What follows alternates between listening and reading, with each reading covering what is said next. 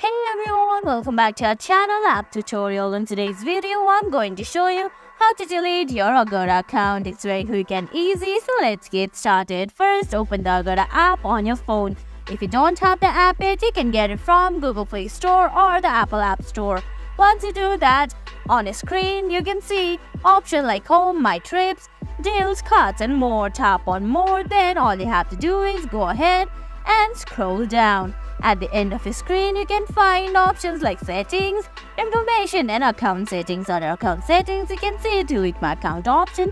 Just tap on it. Then in a few seconds, you can see on a screen there's a prompt.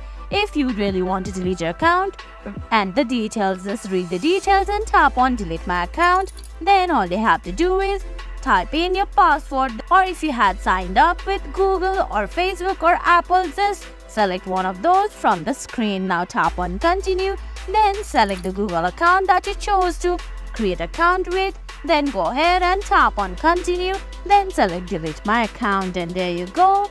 You've successfully deleted your Agoda account. I hope you found this video helpful. If you did, please give it a thumbs up, leave a comment, subscribe to our channel and hit that bell icon. See you in the next video.